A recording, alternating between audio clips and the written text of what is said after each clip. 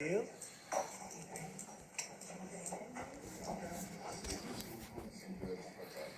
Are you all ready? A lot of phenomenal job. Everybody pretty much agrees to that. Member, Secretary of Homeland Security, Mark Wayne Mullen.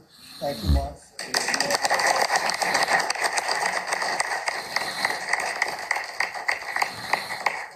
And we all know him very well, and he was a very popular senator, a very effective senator.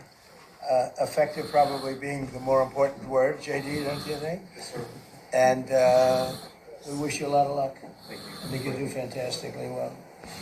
Congratulations to you. An amazing family that were here yesterday in the Oval, sworn in. His family's amazing, so thank you very much.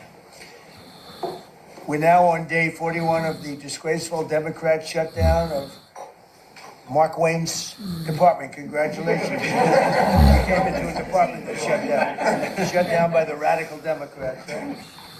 But Democrats are really punishing the American people. I saw it today on one of the shows where they were interviewing people at the airport, and they're all angry at the Democrats. They're saying they're actually angry at Schumer. I didn't think anyone knew his name.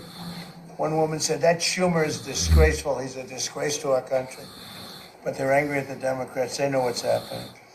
But they're punishing the American people, including travelers at airports, all in the quest to return to open borders and give amnesty to illegal alien criminals. They want to give amnesty to some of the criminals that came into our country, just about all of them, actually, if you look at it.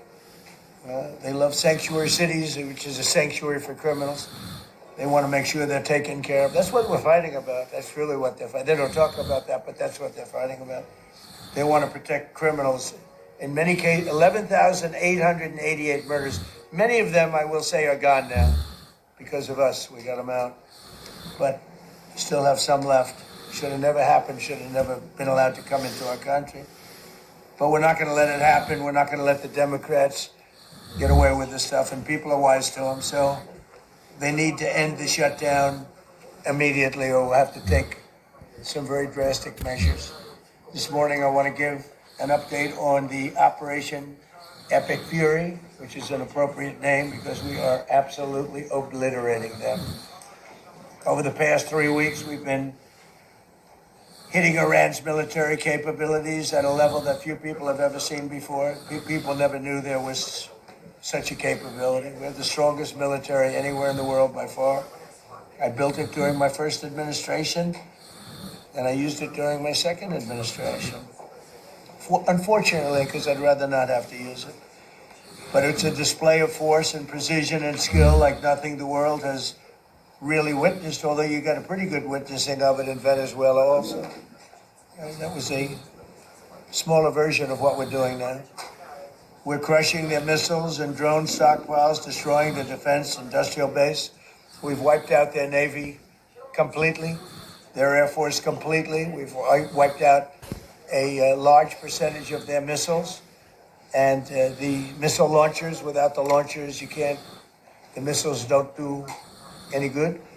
And we've knocked out probably close to 90% of the launchers, probably more than 90% of the missiles themselves. Between some they fired and more than they fired, we knocked out.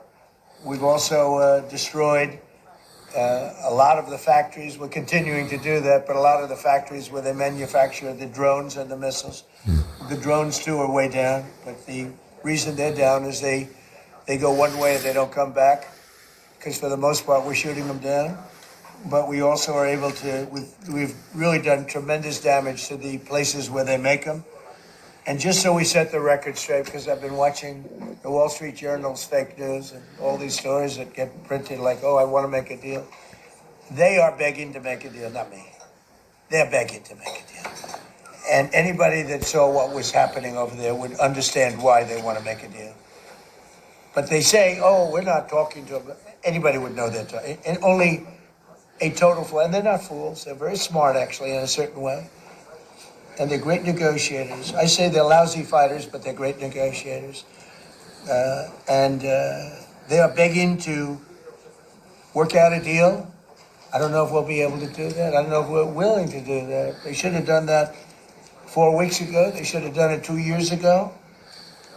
Or they should have done it when we first came into office, because 2 years ago, they had free reign under Biden. Sleepy Joe, worst president in the history of our country, when he allowed to happen to our country at the borders, and even with a thing like this. But not just him. Every president for 47 years, every president should have done this. They should have done it a long time ago, because you cannot give lunatics a nuclear weapon, and they would have had a big one. It stopped, really, when we did the B-2, but even before that, the Barack Hussein Obama, what he did where he gave them the Iran nuclear deal, gave them free will toward a nuclear weapon. Basically, he chose Iran over Israel and others that didn't want him to do it. But I terminated that deal. Had I not terminated that deal, you would have had a nuclear weapon years ago, and it would have been used, guaranteed. And one of the reasons you know about the guarantee is because their neighbors were sort of like bystanders. They weren't involved very much. They didn't choose heavy sides. They didn't want to, because people were concerned with Iran. There was a big black